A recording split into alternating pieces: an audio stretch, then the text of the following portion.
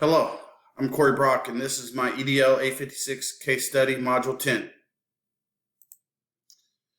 To summarize the case, I'm a principal at a school, and our PTA has just discontinued affiliation with the national PTA. They wanted to form an independent group. I was puzzled. I thought that the PTA had an important role in our school. I met with the new PTO to discuss our back to school night.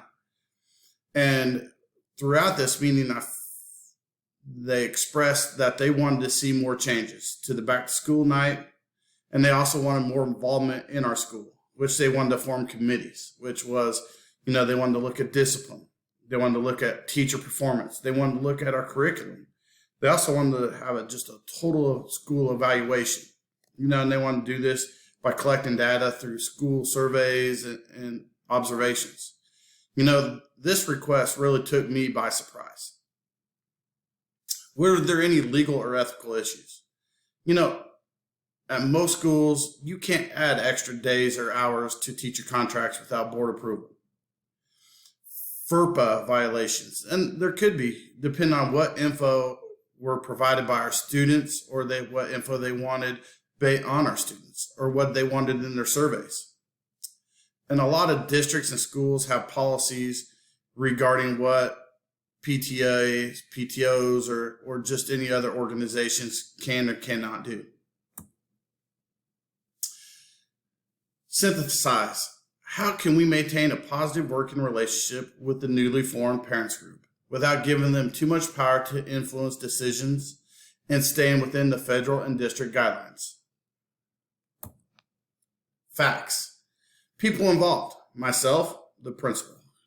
The PTO, which is the president and other members. Teachers and the staff. The students. And the parents and the community. And where did this take place? I felt like it took place at a high school or maybe a middle school and a one school district. The programs involved the PTO. It's a middle school, high school, and I'm not for sure if it's a public or private. I believe the situation could be damaging to the stakeholders because no matter what decision is made, someone will be upset. And the newly formed PTO and myself have an important stake in the outcome. We have to work together and figure this out. I actually was not consulted when I heard about the new PTO. They met before me, and it took me by surprise. And I need to meet with the president to gather information before I can make a decision on what their real goals are. Options. I could take no action. I can let the PTO change the direction of the organization. Comprehensive action. I can meet with the superintendent and disband the group. I can demand changes or intermediate strategies. I can meet with a group, find a common ground. I could give feedback to the group on how I feel. I could create boundaries, and we could develop a clear plan of communication. Evaluate your options. If I take no actions, if I let the PTO change the direction of the organization, what's going to happen? Well, there could be possible violations. I could lose the teacher's trust because I'm adding nights without their input or letting them know. I could lose power to control policies. If the PTO wants to look at our school and suggest changes that may be made, I could lose power. If I take comprehensive action, I can meet with the superintendent and disband the group. I could demand the changes. That would upset the PTO or other parents in the community. I lose trust and confidence from parents not only in the PTO, but outside of that, saying that I couldn't control or have a working relationship with them.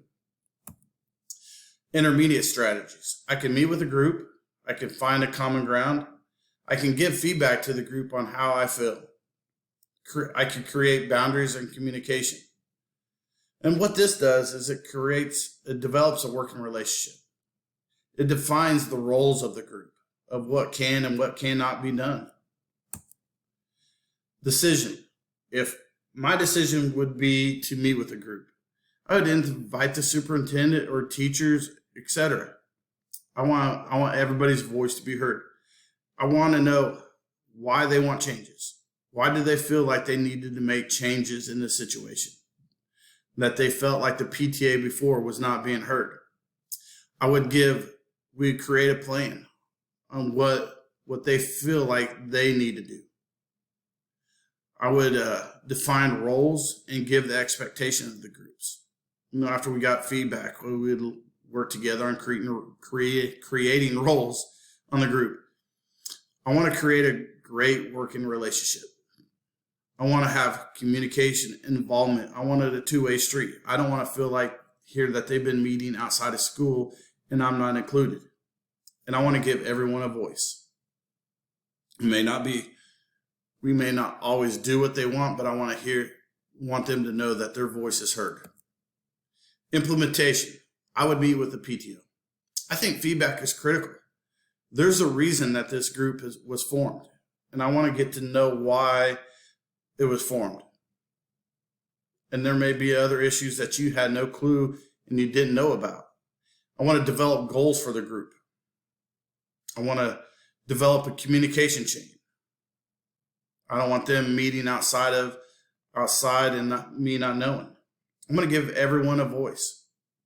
I want to hear what their concerns are and what are positives in our school and how we build on those. I want to listen to them. They may have valid points. I can't assume because they formed this new group that it's all going to be negative. And if we can't work together, have to involve the superintendent, board, and they need to take a more intensive role. Working in a school, it's a true community. You need the support of many people to create a positive learning environment. Truly learning about the community you work in will help you support your students and community by advocating for their needs. Thank you, and I really enjoyed this class.